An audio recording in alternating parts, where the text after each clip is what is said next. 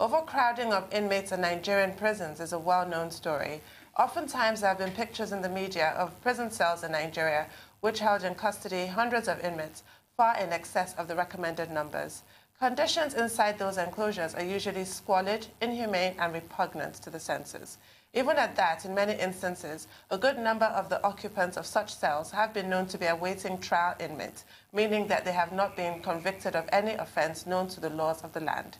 It is against the backdrop of such a picture of confusion and squalor that some people have begun to raise the question of what Nigeria's prison authorities are doing to keep coronavirus away from the correctional facilities across the country. We'll now get into a discussion about all this with Ahmed Adetola-Kazeem, lawyer, arbitrator, Mandela Washington Fellow and founder, Prisons Rights Advocacy Initiative. He'll also be addressing the issue of juvenile justice in Nigeria. Welcome to the program. Good morning. Good morning. Thank you for joining us. Good morning. Good to have you again on the morning show. Thank you very much. Well, I mean, you are here to discuss coronavirus and the threat that we probably will have with our prisons in Nigeria, or what we now call correctional facilities, considering the fact that in many of these correctional facilities, there is overcrowding. You know, in the police stations, you have so many awaiting trial persons. So what do you think should be done to make sure that, you know, outside the prisons, inside the prisons, we do not have, you know, this epidemic ravaging? I don't know where we should start from, because I don't know how much of control we can have with the current situation of the prisons. If a cell that is meant to accommodate 30 persons is currently accommodating about 130, I don't know if there's an epidemic. I don't know how we're able to control that without reducing the number of people in the cells. But be that as it may, the prison has a system of quarantining newly admitted inmates. So what they do is that once inmates come into the prisons, they stay in different cells where they are assessed. The injuries on their body, maybe their health situation, their criminal records. Before then now, after a few days, maybe 1 or 2 days, they now start putting them in existing cells. I think that at least is a way of ensuring that, you know, if they are coming with anything, any communicable disease, they do not mix with others. But I don't think that is ever enough, because some of these things for instance, if somebody has coronavirus now, it won't become manifest immediately. It has an incubation period. So I don't know how they can control it sincerely, you know, given the conditions of the prisons presently.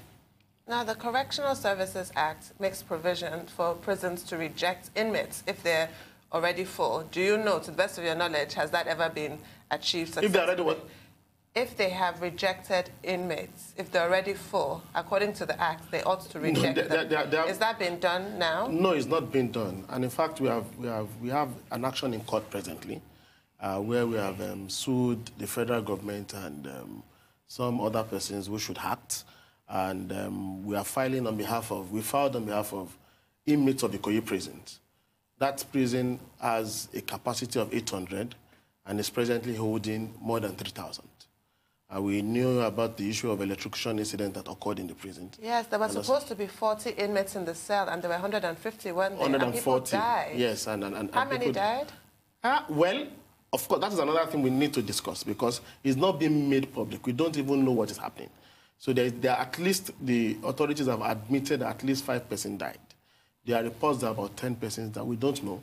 We don't know the number, we don't know the names, we don't know. We have written an FOI to the Interior Minister since December 13th. And up till now, we do not have the information of, you know, of those who were involved in this incident. That shows, you know, some of the issues we are discussing. And we're also asking the court to order that the controller of corrections in Lagos State should start rejecting inmates in prisons like this. But that is not being done. We don't know what the court will rule, but we hope that the ruling will be in our favor. And hopefully they can build more custodial centers to accommodate more people. Certainly. And, you know, earlier on this morning, I was reading up on Justice Ishaq Osman Bello and how much work is being done to get people out of prison that are not supposed to be in prison. And I got some figures. 5% of the prison population has now been freed. through this judge. That's 3,822 inmates. I don't know if that translates directly to 5%, but that is what was said. And he's gone on 36 prison visits to go through this process. But how much progress is being made in that regard? Because there's so many people awaiting trial that should not be in prison, as we already know. And this is why we have so much overcrowding, because half the people, if not more, that are literally sitting in prison right now should not even be there. Yet you hear of judges like this that are taking it on themselves to ensure that they do something to free people that should not be in prison. But is this a one-off thing? How much progress are judges making in this regard, like Justice Ishaq Usman Bello? Justice Ishaq Usman Bello has a special role in that regard. He's not doing that because he's just a normal judge. Right. He's the head of the National Criminal Justice Monitoring Committee. He's also the head of the Presidential Committee on Prison Decongestion. He's also the FCT Chief Judge. So he has roles under the laws to play. So that is why he's prominent in this regard. But the question you ask is that 5% are being freed. How many percent are entering the system? Exactly. So that is the question. So the question is that there's a lot that needs to be done. Definitely more prisons need to be built. Definitely the police needs to be reformed, and all that things needs to be done to ensure. For instance, Amnesty International released a report in 2008, painting a very gory, situation of the correctional facilities. And as at then, there were 1,800 persons in the Ikoyi prison.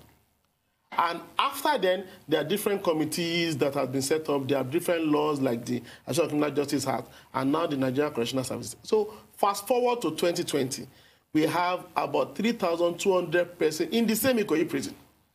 And at 2008, there were 1,800 persons. So there's a lot that needs to be. It's not just about bringing out people. Because when you bring out people, on a single day, sometimes you'll find about 80 persons being brought to prisons newly.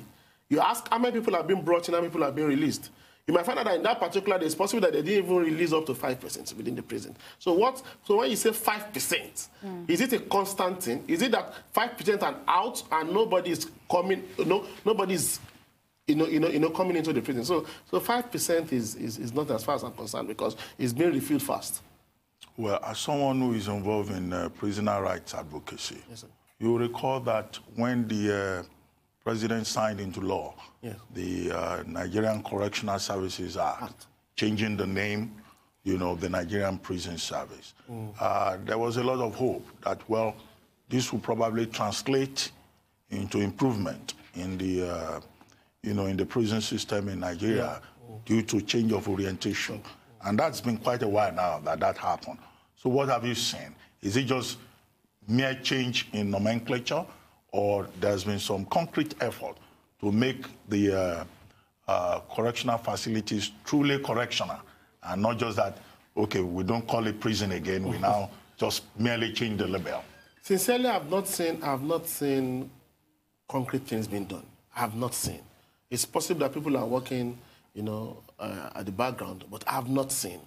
And at this period, we should see. When we were in court, the court was asking the lawyer who was representing this correctional service, now what have you done? It's 8 months. What have you done? They couldn't point out to anything concrete that has been done to ensure that the provisions of this law work. They understand? So the truth is that nothing, I can't see anything, and I'm perturbed. If people died within the prisons, and we can't see drastic efforts by government to ensure that, how would this not occur again? Because even from the reports we read in the papers, those who are in charge were even saying that the hands are tied. And if a cell that should accommodate 30 is accommodating 130, they need help, So we are not seeing, there should be something. If the government was very responsive, at least a lot of check-ups should have been done within the Ikoyi prison, at least, to ensure that the population is reduced. But we're not seeing those drastic. What we are just seeing now is even an increase in that number since that incident occurred. So I don't even have words for how I feel. So there is nothing, I can't see anything concrete being done, unfortunately. But your NGO, apart from making these observations in the media, and apart from going to court, do you take certain steps to engage the authorities? Yes, we do. For instance, personally, I'm a member of the Civil Society Observatory on Criminal Justice, and we do advocacy visits we write, we do a lot of engagement. Even before coming, they had to engage some officers of the service to see what is being done. So we won't just come here and look as if we are just opposing the system, because we really want the system to work. So we use, because I believe in a multi-pronged, that somebody has asked me, now why do you need to sue government? And I said, then what do you want us to do? If there have been advocacy efforts for years, and instead of seeing an increase, for instance, there's one Criminal Justice Act, which has a lot of innovation. Well, Adetola-Kazeem, sorry to interrupt you. We need to take a short commercial break. Okay. When we return, the conversation will continue.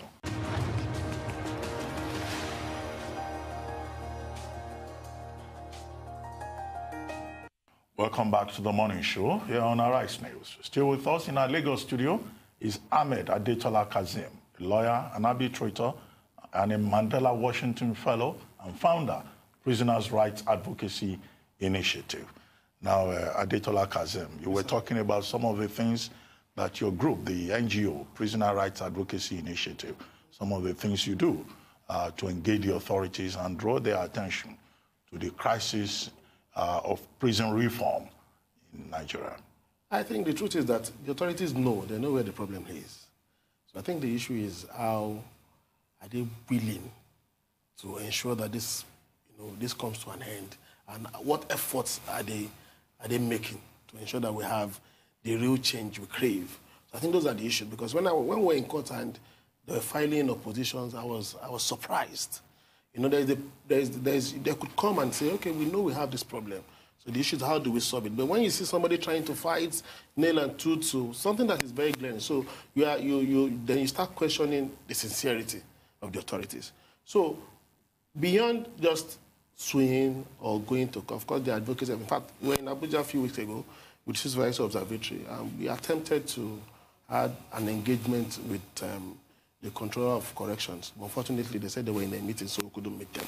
So you see these attempts, and, we make several attempts to ensure that we engage them.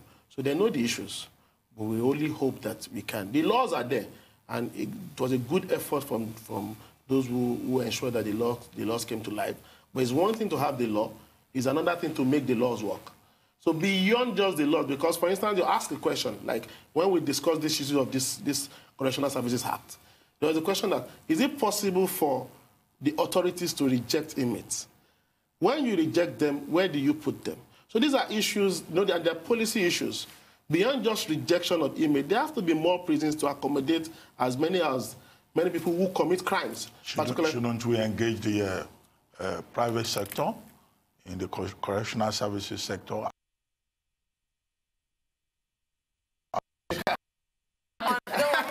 Imprisoning Nigerians to become a business, then all hell will really break. I think another way is to decriminalize petty offenses. You understand? So we have the non-custodial service, because within the prison or within the correctional service, we have the custodial service and we have the non-custodial service. Let's bring it to life so that people who commit petty offenses do not need to go to prison. Let them go and sweep, let them go and do community service, let there be parole, let there be... let's ensure that these things work. But it takes long for things to work in Nigeria. That's why the Criminal Justice Act has been on board since 2015, and we have not seen any marked improvement in the issue of speedy dispensation of justice after 5 years. And you wonder, what is the problem? There are many advocacy groups. MacArthur releases funds for people to, to make advocacy and do a lot. But you find out that things I don't know what is wrong with us, sincerely. But we'll keep making efforts. We'll keep advocating. We'll keep using whatever lawful means to ensure that these things work. My question for you relates to the recent news, which a lot of people found highly distasteful, that repentant Boko Haram convicts or inmates should be rehabilitated. And it got me thinking, these are terrorists. These are really the lowest of the low where crime is concerned. And you have in Nigeria child prisoners. Nobody's talking about their rehabilitation. What is the current situation with child prisoners? Because the stats I've read, the recent stats, are from 2016, and they're pretty awful. 43% in Enugu, 25% of prisoners being children. In Kano, in Lagos, 30%. Is that still current? Why are children being kept in prison and nobody's talking about rehabilitating child prisoners? I think the issue of children in prison is being addressed to a very large extent. And in fact, there are postal institutions in Nigeria that keep young offenders. Whether they advocate is another thing entirely. In the whole of the country, we just have 3. None in the East at all. We have one in Kaduna. And what are the conditions of those postal institutions? One in Ilorin, one in Abeokuta. What about the one in Niger? That's not postal institution. In Niger State, yeah. They have children. No. There could be remand homes, which are controlled by the states, which are operated by the state. For instance, in Lagos, you have several of them.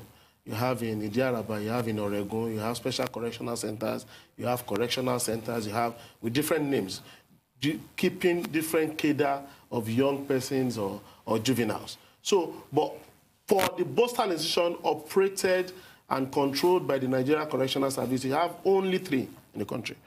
The new law says there should be at least 1 in all states for male and females. How the government is working towards achieving that, we do not know yet.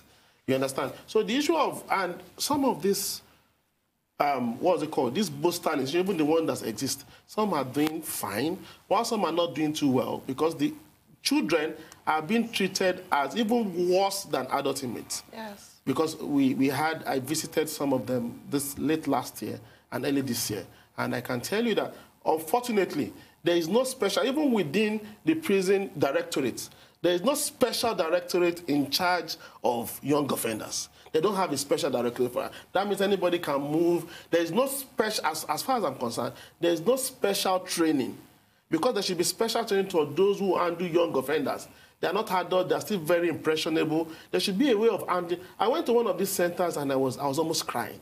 Because I went to another one, I went to Abeokuta, and the way I saw many of these guys were showing a lot of brilliance, and we had engagement with them. I was very hopeful. But I went to another one, and I felt that these guys were just, there's no improvement, you can't see any sign of reforms. And I was wondering what is happening here. And you can even see that the way those in charge of them were relating with them, there's no form of empathy that you should have in how adults relate with young persons. So there's a need to reform this juvenile sector. The laws guiding the postal institutions in Nigeria was enacted in 1962. A lot have changed since then, and nobody is even talking about these laws. I engaged one of the officer in charge. He's a retired correctional service officer now. I engaged him, and he was at a point in charge of the correctional, the postal institution in Abeokuta. And they said that even these laws, very few officers know about these laws. So nobody is talking about the laws, nobody knows. So they are just operating like the normal prison. And this is not good for the children. Because you see that many of these children were there not because of any fault of theirs, but because of parental neglect and maybe peer influence or something. But a lot of them are willing to change, actually. Because we engage them, we do things for them, we bring up programs, and they talk. There's also a competition where they talk, and you find out that even many of these children are even brilliant than those who even have, who even have the opportunities and everything. So I think a lot needs to be done about the juvenile system in Nigeria. A lot needs to be done. Certainly, I mean, it's half of the reasons why you'd hear that some children are in prison would probably just make you weep anyway. But back to what Tundu mentioned about the fact that we're here rehabilitating former members of Boko Haram. And I mean, as far as I'm concerned, it's quite absurd. The nation has reacted to this. A lot of people are worried. What is your take? Working in prison, reform, justice, can you rehabilitate former members of insurgency groups? Is it even possible? No, there's nothing wrong in rehabilitating insurgents or former insurgents. But one thing we need to understand about this group is that you can't even convict them. For most of these people, those who could be, because they were, there was a panel that was set, and many of them actually went through trial. Some, it was easy to convict them because they were facts. For many of them, they are not hard facts that will ensure that you convict them. And you can't keep them for life. So what should we do? Should the government just release them and return them back? There has to be a rehabilitation process. So I don't think there's anything wrong with rehabilitating them, sincerely. Take what happened in the UK, though, in Streatham recently, where a former member or a former terrorist was released and he went straight back onto the streets, stabbing and killing people. Can you really rehabilitate former insurgents? Was there evidence of rehabilitation for this one who came out and started stabbing people? Yes, of course. They wouldn't have just put him back onto the streets or sent him home if he hadn't been through so-called rehabilitation. There's no proof to show rehabilitation works. It is better to rehabilitate and first So whatever the person does is left to him, rather than just releasing them. There is a need to rehabilitate them because, you know, their mindset is different. So there is a need for them to go through a process where they are de-radicalized. So it happens everywhere in the world. So it is, I think the government is on the right path. For instance, a few years ago, some of them, I represented some guys who were picked all across Lagos State, from different parts of Lagos State. And they claimed they were terrorists. But what actually happened, it's possible that some of them were terrorists because they were all from Borno State, but some of them were doing their lawful business. But because there was a faction and there was a problem between one group and the other, within the Kanuri group in Lagos State, they had two emirs. So those loyal to one were working in consonance with government, so they arrested. So the government painted a picture that they were arrested while they were having a meeting at Dolphin Estate. But the truth was that they were arrested across different parts of Lagos State, and I represented them. So when we got to court, the court granted them bail. The DSS took them to Borno State. Some of them were released, while some of them were kept there. So those that were kept there were part of those who were released now. There is no evidence against these people that they are Boko Haram members. It's possible that some of them were Boko Haram members. It's also possible that a lot of them were innocent. But because the government can't prosecute them successfully, so what should the government do with them? I think it's better to rehabilitate them so that when they are released, at least the possibility of going back into crime is reduced. So I don't think there's anything wrong. So we need to get this fact right and understand the reasons why government do what they do. That's my take. Well, Adetola-Kazeem, sometime last year, award-winning investigative journalist Samuel Ogundepe did, you know, an expose on the Ikoyi prisons. It went undercover. Fisayo Shoyombo. Is it Fisayo? Yeah. Fisayo Okay, Shoyombo. Fisayo Shoyombo. Okay, but Samuel Ogundepe is also an investigative journalist. It was Fisayo. You are quite right. Now, he went undercover and he wrote that report. We've been talking about prisoners' rights, but it painted a picture of rot and particularly corruption in the prison. Is that something that you have also had cause to confirm? Because the authorities may really want to really transform the prisons, but if the officials that are in charge are not doing what they need to do, then that's a big problem. No, definitely we can't. There's corruption. Because if there is no corruption, we would have seen the reforms would have worked. So, but on the part of government is not doing enough. And also on the part of the authorities, there's still a lot that needs to be done. So I think largely most of what Fisayo reported were true. I think I've said that I've been on a program on this particular show. I think you were there where we spoke about this Fisayo's expose in detail. So I think it's just part of all we have seen. He's not saying anything exactly new that is not in the public view, just because of how he went about it and what came out from the investigation. But the truth is that a lot needs to be done. I don't even know where to start from. But we have to just keep working and ensure. We hope that during our lifetime, we'll actually see a correctional facility that is truly correctional.